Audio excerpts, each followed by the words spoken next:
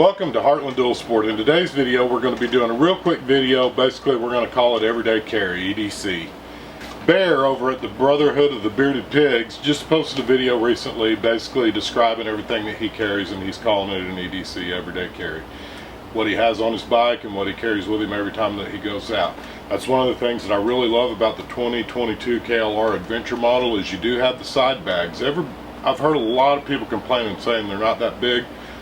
Let's go out. We're going to go out to the shop. I'm getting ready to take a trip. I've got to head back to Oklahoma. I've got to go see my dad. So anyways, it's going to be roughly between 6 and 8 hour ride back to Oklahoma from where we are here in East Texas. So I've been prepping the bike. As many of you seen recently on one of the last videos, we've done the oil change. We've lubed the chain, adjusted the doohickey, and we didn't video everything, but we've got the bike prepped and ready to make a road trip.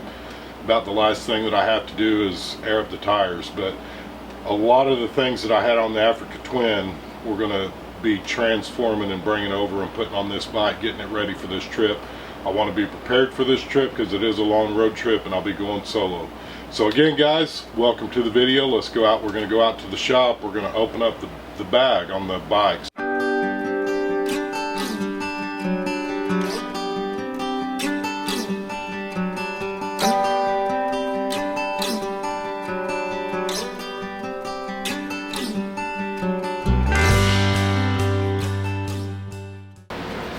Alright guys, let's get into it. This again is the right hand side box, and I'll show you how I've got it packed. Again, there's quite a bit of room in here. I'll just lay this right here so you guys can see what's going on. This is the jet boil. I've done a lot of videos on the jet boil. Awesome little item to have. This is a collapsible fishing pole. We've talked about that in previous videos as well. This is part of the Ellipse charging kit, and basically what we've got is we've got a hard wire going to the battery, and then you can plug this in and you've got jumper cables that you can use if you need to jump your bike, battery dies or whatever. Got a knife right here on top. That's just one of these cheap Moore knives, but these things are super sharp. Works real good. We got the rest of the jet boil right here, and then we've got a couple of extra of the big heavy duty rock straps just in case we need to tie something else on. We've got some coffee. It says it's Starbucks, but it's actually not Starbucks. I just use this bag. This is just a face mask in case you get out, in case you get cold or something like that. Probably won't need that much in Texas. This is exactly what it looks like. It's a dry bag with toilet paper and another dry bag with toilet paper and towelettes in it. I've got an emergency blanket in here. You could use this. It could be a dual purpose deal as a tarp as well. And then we've got a toe strap.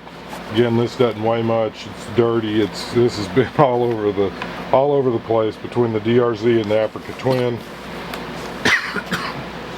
And then the big toolkit on this side is actually the tire changing kit or flat fixing kit, whatever you want to call it. And it comes from a company called, I think their logo's down here somewhere.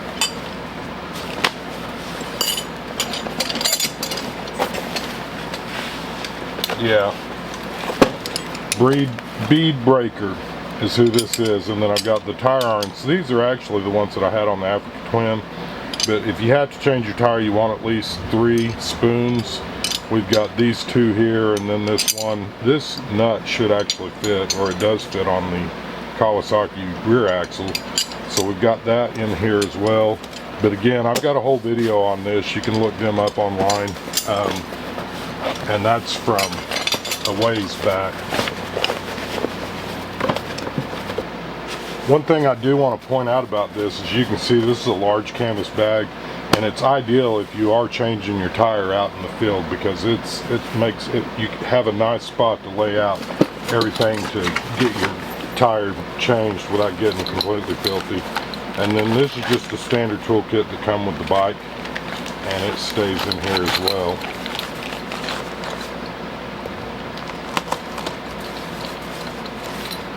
Again, I've got all the heavy stuff smashed over to this other side so that you've got the weight distributed where the heavier stuff is closer to the actual bike, and I hope that makes sense what I'm saying. And that's pretty much a wrap on what's on this side. I'm going to leave this out. This actually goes back in here. I always like to have, even if you're staying in your hammock or whatever, you've got some place to stand and keep your feet from getting sandy or dirty. So we'll leave that there so that we can show you what's in this other side. On the other side, we got a first aid kit right on top. This is a REI first aid kit. I've done videos on our first aid kits in the past. Be sure to check them out if you're more interested in maybe what's specifically in there, because there's a bunch of stuff in there. We do have a nice little Gerber multi-tool. Got the fire starter stuff in here, as well as a knife sharpener.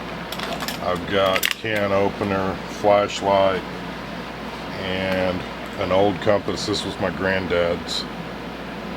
It's hard to read, but you can still see it works.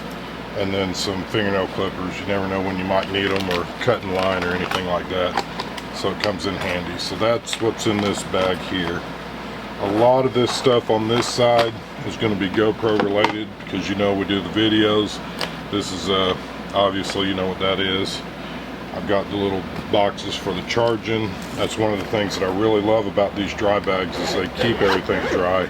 Again, this is a go bag for the GoPro, and years ago I gave away several of these in some of our videos, so that's actually pretty cool. I still carry mine around. Got different stuff for the GoPros. We've also got the Gen 3 Tribe. This is a little tool that you could use to carry fluid in. You could put oil in this, you could put fluid in it, you could put all kinds of stuff, but I do like it's got the Gen 3 Tribe, which is our Facebook group. If you haven't joined it, I'd love to talk you into joining. Again, here's the deal for the GoPro, another little tripod. We've got the stuff to air up the bike on this side as well. This is a bicycle pump. I've also got a couple more spare CO2 cartridges for it. I love my paracord.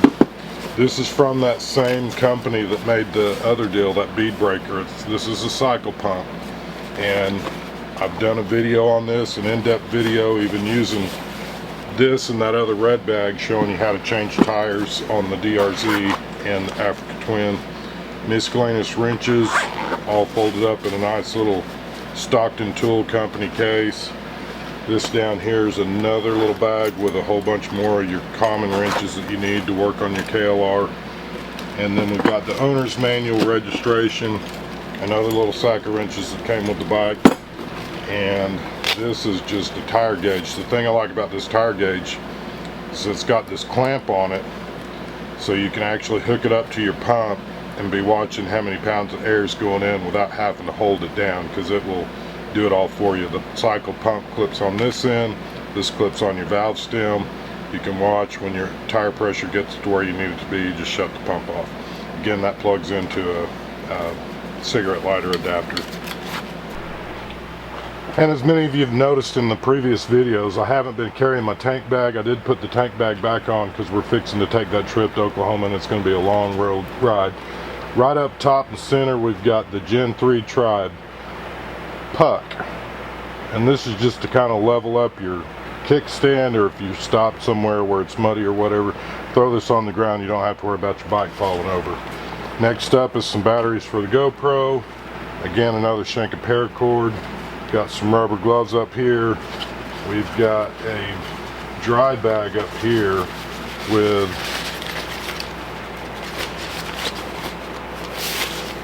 miscellaneous Allen wrenches. Again, I don't know where I got these, but I think I got them at Harbor Freight. They're just metric Allen wrenches, which you'll need for your bike. Anything from taking the seat off to tightening up some of the screws if you lose any on the way or on your trip. Another little cigarette adapter USB port deal. We've got this leather pouch right here, which holds additional micro SD cards, helps keep everything organized real good. We've got another little fishing kit, and this is just some fishing line that you can make a trot line out of real easy. And then we've got a little can with some tin foil and some spare lighters. That way we've got more than just one ignition source. If you guys remember, we had if you guys remember, we had the fire starter kit in that other little brown bag. Again, another lighter, another pair of fingernail clippers. These are those little towels that turn into a great big huge towel once they start working and drying. We've got a couple of them in here. Got a spare spark plug, and we've got some Tylenol in there in case you get a headache. Other GoPro parts. Another little bike bag. This came out of my mountain bike bag. Just Allen wrenches, screwdrivers. Another small set of gloves. Another real quick. This is your common 8, 10, and 12 millimeter triangle piece. And just miscellaneous parts and junk and screws for the GoPros is in the bottom of that. So that pretty much wraps that up. I'm going to show you the one other thing that we added to the bike before we go on the trip, and then this video will be. And this is the last thing that I'm going to show you real quick as far as the ED stuff. I still think it's kind of important to have, but if many of you know, there's complaints about putting your iPhone up there and using the GPS on it. This is a Magellan TRX5, and I don't know if you guys ever watch Woodsman. Me and him used to ride around together some back when I lived in Oklahoma. Great guy. But I ended up picking this up from him, and it's been in the Jeep, it's been on the Africa Twin, it's been, I don't think it was ever on the DRZ, but it's on the KLR now. Again, it's a pretty decent mapping system. The one thing I do like is you can actually share your GPS tracks with other Magellan users real easy, because it'll automatically upload once you hit your Wi-Fi. When you get home, it'll upload all your dirt tracks. You can go in and rate them, the kind of trails they are. Actually a pretty neat deal. I will say this, for whatever reason, the mapping on it is not real accurate. Sometimes it'll show a road when they're actually hitting the road, and sometimes it'll show you riding through a field when you're on almost a paved highway. So it's definitely got some quirks in it. I would not at this point buy one. Again, this one is probably 3 or 4 years old, and if they've got the mapping fixed on it, I bet you it works great. But again, I do like it as far as the size. If you're on the major roads, for the most part, it'll keep you in line.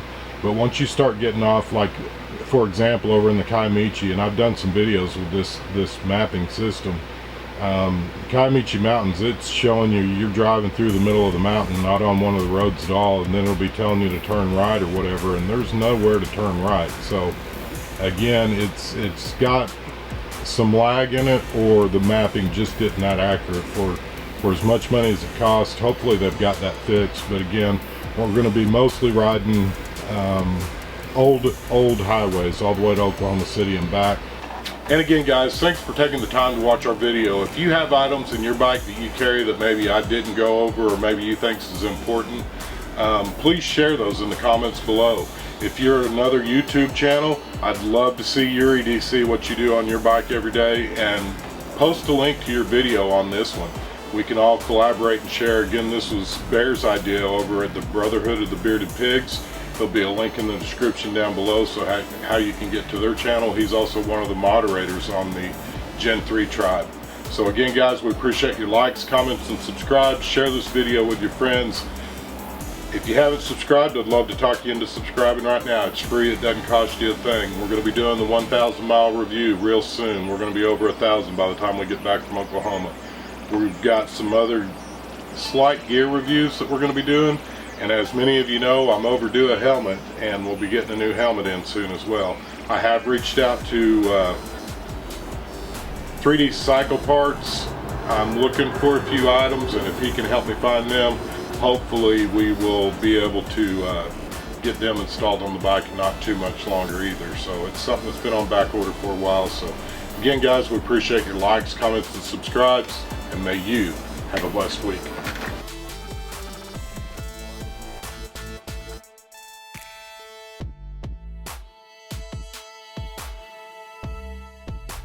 I do intend to camp at least probably on my way home, just to break up the trip.